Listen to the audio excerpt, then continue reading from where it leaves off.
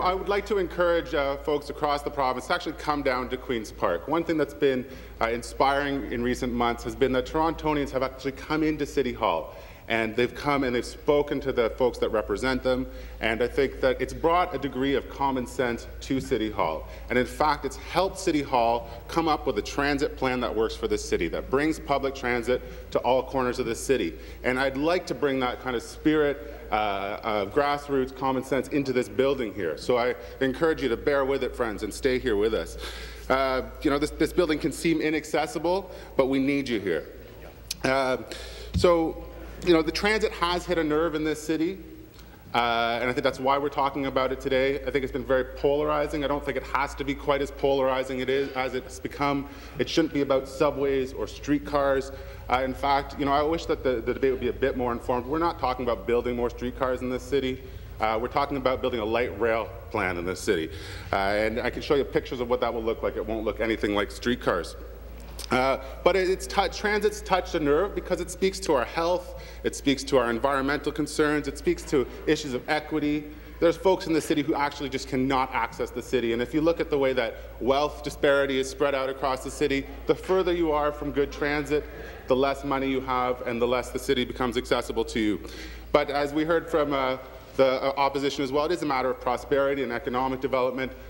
We are stuck in traffic in this city, and we all owe it to each other to get down to work and get this city moving. We are losing billions of dollars every year in the city.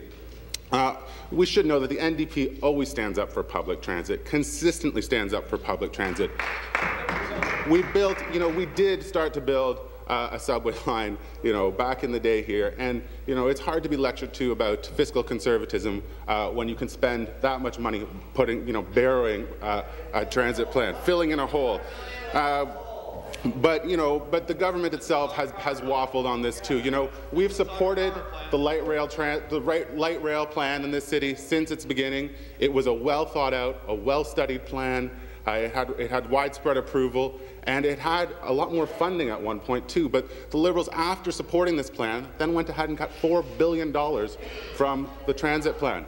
$4 billion that we could have used to get people to the airport, for example. And instead, in my community in Davenport, the only access to the airport is going to be a diesel train. A diesel train that only the most affluent folks will be able to access. Instead of paying $3 for a fare, it will cost $30.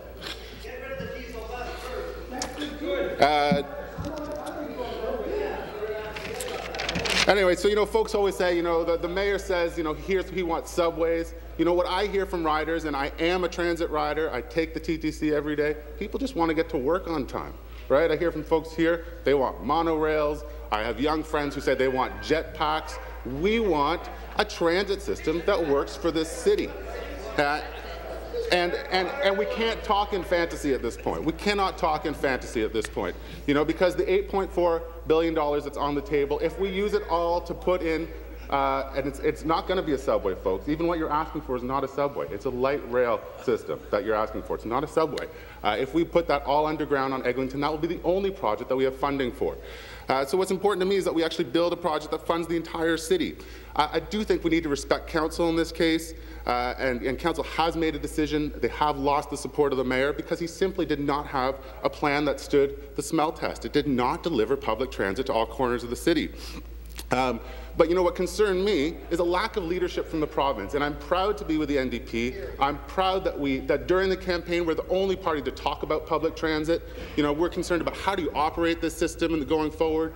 We used to have 50% operating cost. We used to subsidize operating costs 50%, and it's down to 18% now. And since we've lost that subsidy, friend, costs have gone up. It costs more to ride the subway than it ever did, and we're losing routes all the time. We need to make this is a provincial issue, but we need to respect the wish of council who can plan the city. Last week we heard from our friend here in Timiskaming Cochrane. He was talking about respect for the North. And he was talking about how the North has a particular knowledge of its community. And it would be disrespectful for me, I think, to weigh into my colleague's knowledge, right? To tell him how to run his farm and community, right? And I have to say that, I'm not sure why we have a whole caucus over here with not a single seat in Toronto who's going to come and tell citizens of Toronto how to run a transit program. So I would invite you to come and ride transit with me and come and ride the different bus. But that goes for, Speaker, that goes for all members here. Back in December, a group from Rexdale, who spends hours every day just trying to access the city, they challenged city councillors to ride transit for a week. They challenged MPPs to ride transit for a week. And I was ashamed. It was only the NDP caucus. Only Toronto members from the NDP caucus would actually accept that challenge and ride transit. And I would challenge the rest of you, get on the subway, get on the streetcar and see how this place works. Okay, so we're sick of politics. What we need to do is get down to the real business of getting this city moving again. Thank you, Speaker.